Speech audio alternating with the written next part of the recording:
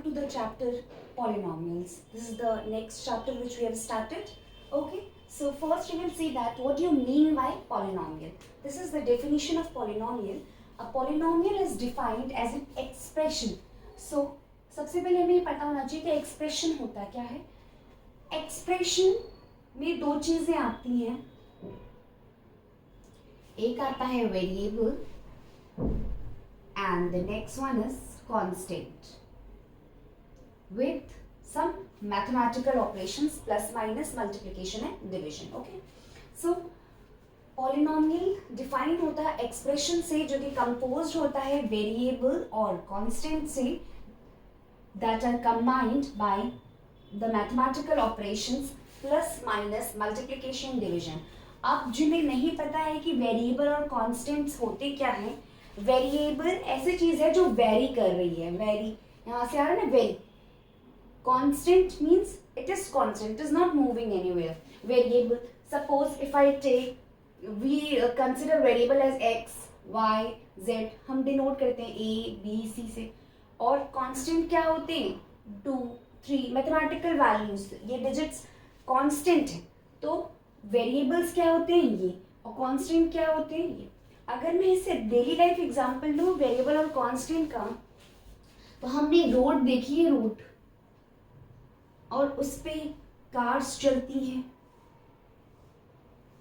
ठीक है, तो रोड तो हमारी नहीं चल रही ना, तो रोड क्या हो गई हमारी, कांस्टेंट. और जो चीजें चल रही हैं वो क्या है, variable. Suppose temperature rise fall, it is a variable. Sun, constant. ये जो चीज मूव कर रही है, suppose this is moving, car is moving, so it is a variable. Constant क्या है, रोड. ये डेली लाइफ एग्जांपल्स हो गए वेरिएबल और कांस्टेंट के. अब इसे मैथमेटिकल टर्म्स में देखा जाए तो डिजिट्स क्या है, डिजिट्स की अपनी पर्टिकुलर वैल्यू. कांस्टेंट 2 कोई और नहीं, उसका 2 2 ही होगा, 3 3 ही होगा. एक्स हम किसी को भी एग्ज्यूम कर सकते हैं. वाई, तो अभी जब हम ये, आप लोगों ने 8th में पढ़ा होगा कि वेरिएबल कांस्टेंट से हम कैसे एक्सप्रेशन बनाते हैं. अभी नहीं, वेरिएबल और कांस्टेंट की मदद से हम बना सकते हैं एक्सप्रेशन. x + 2, x² भी लिख सकते हैं, y + z, y + 3, z + 5. तो इसमें वेरिएबल भी आ रहा है, कांस्टेंट भी आ रहा है. इसको ऐसे भी लिख सकते हैं 2x + 7.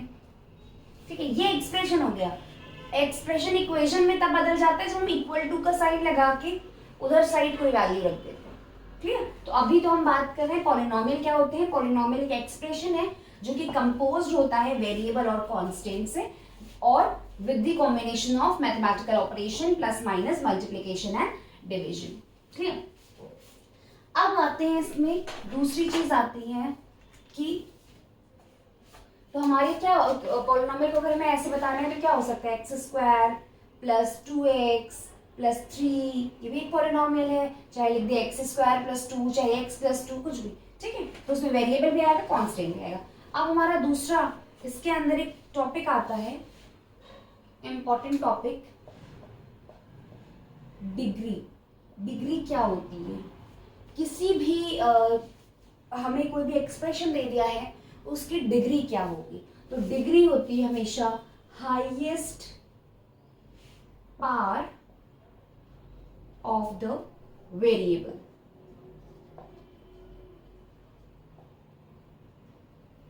ठीक है, सपोज हमारे पास एक टर्म, एक एक्सप्रेशन है x² + 7x + 5, highest power of the variable. अब वेरिएबल क्या है इसमें, x, और कांस्टेंट क्या है, वेरिएबल है x और कांस्टेंट क्या है 7 और 5. तो अभी बात सिर्फ किसकी हो रही है, वेरिएबल की, क्योंकि डिग्री किसकी होती है, highest power of the variable.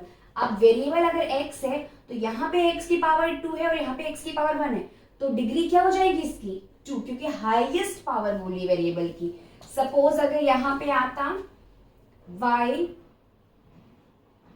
7 + 2y² + 100y + 5, highest power of the variable. अब यहाँ पे वेरिएबल y है और उसकी हाईएस्ट पावर क्या है, 7 है. अब आती है बात, कितने तरीके के पॉलिनोमियल्स होते हैं. एक होता है लीनियर पॉलिनोमियल,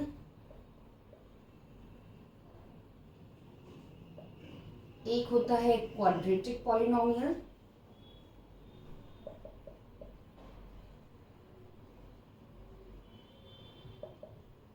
एक होगा हमारा क्यूबिक पॉलिनोमियल। ठीक है, अब लीनियर पॉलिनोमियल, लीनियर वर्ड से समझ में आ रहा है, लाइन एक तरीके की, लीनियर मीन्स जिसकी डिग्री क्या होगी, कोई भी ऐसा पॉलिनोमियल जिसकी डिग्री 1 होगी। क्वाड्रेटिक पॉलिनोमियल जिसकी डिग्री क्या होगी, 2 होगी। क्यूबिक पॉलिनोमियल जिसकी डिग्री क्या होगी, 3 होगी। क्लियर? अब डिग्री मतलब हमारा कोई भी ऐसा एक्सप्रेशन गिवन होगा जिसमें हाईएस्ट पावर जो होगी वेरिएबल की वो 1 होनी चाहिए।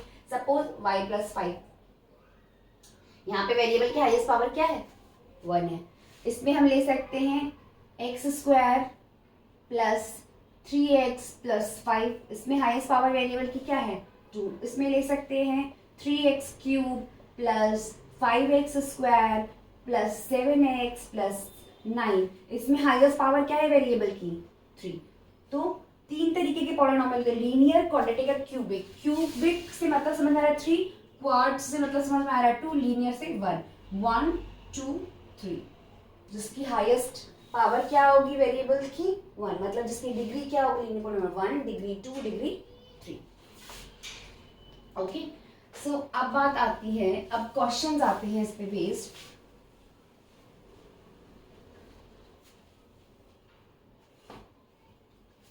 क्वेश्चन आएगा जैसे find the zeros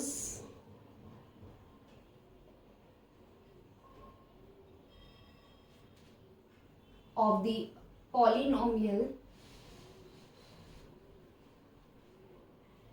and verify the relationship between the coefficient. Verify the relationship between the coefficient. Okay? हमने एक क्वेश्चन, जैसे हम एक क्वेश्चन लेते हैं अपने मन से, x² प्लस 7x प्लस 10, ये कौन सी इक्वेशन है, पहले तो ये बताया। ये एक क्वाड्रेटिक इक्वेशन है, क्यों? क्योंकि इसमें वेरिएबल क्या है, x है, और उसकी पावर हाईएस्ट क्या है, 2। तो highest power of the variable क्या है, 2। तो जिसकी पावर अगर 2 होती है वो कौन सा पॉलिनोमियल होता है, क्वाड्रेटिक पॉलिनोमियल। ठीक है, अब इसे हम जो क्वाड्रेटिक वो एक्सप्रेशन है, स्टैंडर्ड इक्वेशन, उससे कंपेयर करेंगे। क्या है standard equation, ax² plus bx plus c। ठीक है, तो अब हम ऊपर वाले को स्टैंडर्ड इक्वेशन से कंपेयर करते हैं, तो c की वैल्यू क्या है, यहाँ पे लिखते हैं c की वैल्यू क्या है, पहले a की लिखते हैं। a की क्या है, 1, क्योंकि यहाँ पे x² का कोफिशिएंट क्या है, 1 है, कुछ है नहीं। b की वैल्यू क्या है, 7, c की वैल्यू क्या है, 10। ठीक है, पहले तो हम इसके जीरोस निकालेंगे। जीरो सबको पता है, स्प्लिटिंग मेथड से आराम से निकाल सकते हैं। ठीक, उसके बाद हम वेरीफाई करेंगे रिलेशनशिप बिटवीन द कोफिशिएंट। तो उसका एक फॉर्मूला होता है, अगर हम कह रहे हैं कि हमारे जीरोस, भाई क्वाड्रेटिक इक्वेशन है तो इसके 2 जीरोस ही आएंगे ना, 2 जीरोस आएंगे। अगर हमने अपने मन से मान लिया एक जीरो है अल्फा और एक जीरो है बीटा, अभी हम जीरोस इसके निकालेंगे। ठीक है, हमें वेरीफाई भी करना है रिलेशनशिप। तो हमारा अल्फा प्लस बीटा क्या होता है, सम ऑफ जीरोस होता है -b/a, और प्रोडक्ट ऑफ जीरोस होता है अल्फा इंटू बीटा c/a। तो वेरीफाई करने के लिए हमें b और a पता है, c a पता है, इक्वेशन से हमने निकाला है। हमें अल्फा और बीटा भी पता होना चाहिए, जीरोस निकालने तभी तो हम वेरीफाई कर पाएंगे रिलेशनशिप बिटवीन द कोफिशिएंट। तो अब हम अल्फा और बीटा निकालते हैं, मतलब पहले हम क्या निकालेंगे, जीरोस निकालेंगे। जीरोस क्या है हमारे, अल्फा और बीटा। इस इक्वेशन से जीरोस निकालेंगे। सबको स्प्लिटिंग टर्म करना आता है, 10 के फैक्टर्स करोगे 2 और 5 के टर्म्स में आएगा, 7 को ब्रेक करेंगे हम 2 और 5 के टर्म्स में। जिसे नहीं आता है उसको ये पता देख लीजिए कि 10 के हम फैक्टर्स करेंगे, तो हमें इस तरीके से फैक्टर्स करने हैं 10 के कि हमें मल्टीप्लाई करने पे मिडिल के दो टर्म्स को जब हम मल्टीप्लाई करें तो हमें लास्ट टर्म मिले और ऐड करें तो हमें मिडिल टर्म मिले। स्प्लिटिंग मेथड आई थिंक सबने सीखा होगा। अगर किसी को डाउट हो, स्प्लिटिंग मेथड किसी को सीखना हो, नहीं समझ में आया हो, तो आप प्लीज मुझे कमेंट सेक्शन में मेंशन कर सकते हैं। I will prepare a video for you all. Okay, तो अब हम क्या करेंगे, अब हम जीरोस निकालें तो फैक्टर्स लेंगे। इनमें से कॉमन क्या आ रहा है, x, तो अंदर बचा x प्लस 2 प्लस, अब इन दोनों में से 5 कॉमन लेंगे, अंदर आएगा x प्लस 2। ठीक है, अब x प्लस 2 बाहर आ जाएगा और अंदर बचेगा x प्लस 5। ठीक है, तो हमारे फैक्टर्स क्या हो गए, हमारे जीरोस क्या हो गए, हम जीरोस निकालेंगे। जीरोस, एक जीरो आ रहा है -2, जीरोस निकालने में, और दूसरा जीरो आ रहा है -5। मतलब एक अल्फा की वैल्यू आ रही -2 और बीटा की वैल्यू क्या आ रही है, -5। ठीक है, तो हम इधर अप्लाई करते हैं, हमें वेरीफाई करना है। ठीक है, तो वेरीफाई करने के लिए पहले हम लेफ्ट हैंड साइड वेरीफाई करते हैं, अल्फा प्लस बीटा, वो हम देखेंगे कि -b/a के बराबर आ रही कि नहीं आ रही है। ठीक है, तो यहाँ आते हैं अल्फा प्लस बीटा। अल्फा क्या है हमारा -2, बीटा क्या है हमारा -5। ये हमें देख कितना आ रहा है -7। अब हमें देखना है कि ये -b/a के बराबर आ रही है वैल्यू कि नहीं, तभी तो दोनों वेरीफाई होंगे।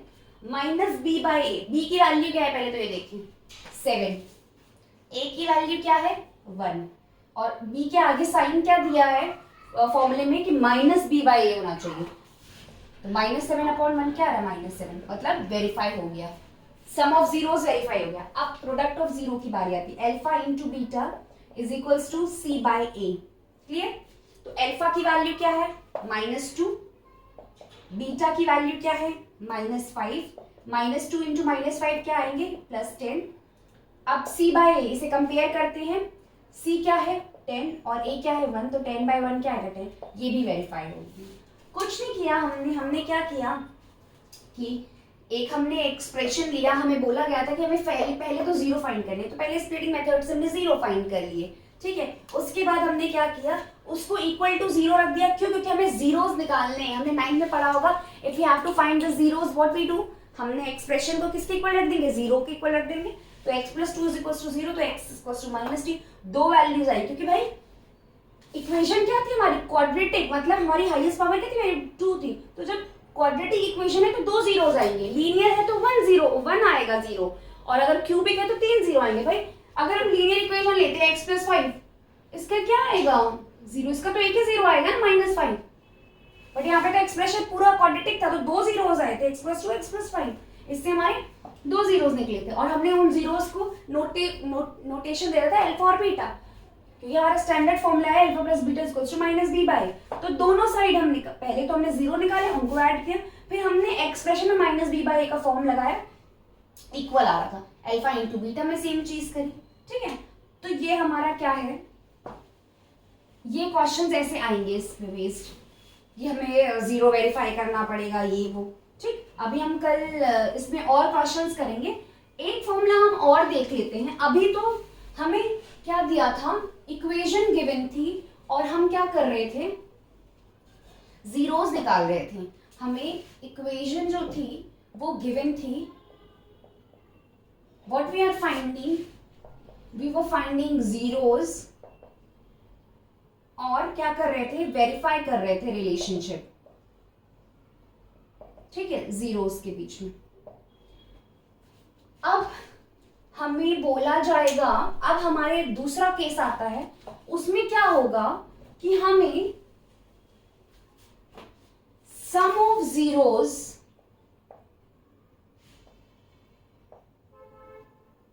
गिवन होगा और प्रोडक्ट ऑफ जीरोस भी गिवन होगा, मतलब सम ऑफ जीरोस की वैल्यू गिवन होगी और प्रोडक्ट ऑफ जीरोस की वैल्यू गिवन होगी। हमें क्या फॉर्म करनी है, you have to form a quadratic equation when both the things are given, sum and product are given. अभी तक क्या था, इक्वेशन गिवन थी और हम सम ऑफ जीरोस और प्रोडक्ट, जीरोस निकालने के बाद उनका सम निकाल रहे थे और प्रोडक्ट निकाल रहे थे, ठीक है। अब क्या होगा कि क्वाड्रेटिक इक्वेशन निकालनी होगी और सम और प्रोडक्ट गिवन होगा। तो कौन से फॉर्मूले में रखे हैं, कौन सी ऐसे स्टैंडर्ड वैल्यू स्टैंडर्ड इक्वेशन में रखें कि हमें एक क्वाड्रेटिक इक्वेशन मिल जाए। तो उस जैसे उसका फॉर्मूला था सम ऑफ जीरोस का alpha plus beta is equals to minus B by A, alpha into beta is equals to C by A. ये सम ऑफ जीरोस और प्रोडक्ट ऑफ जीरोस निकालने के लिए था। ये क्वाड्रेटिक इक्वेशन निकालने के लिए क्या है, देखिए x square minus alpha plus beta into X plus alpha into beta, ठीक है। अब हमारी अल्फा प्लस बीटा की वैल्यू गिवन होगी, बोल रहे हैं ना सम ऑफ जीरोस। अब जीरोस क्या है, जीरोस आपके क्या है, अल्फा और बीटा जीरोस है ना। तो कह रहा है क्या कि अल्फा प्लस बीटा की वैल्यू गिवन होगी, सम ऑफ जीरोस की गिवन होगी और प्रोडक्ट ऑफ जीरोस की वैल्यू गिवन होगी। तो आपको क्वाड्रेटिक इक्वेशन फॉर्म करनी है, तो उसका जो स्टैंडर्ड फॉर्म होता है वो ये होता है X square minus alpha plus beta into X plus alpha into beta. Minus sign होता है यहाँ पे, याद रखिएगा। अब हम एक क्वेश्चन लेते हैं।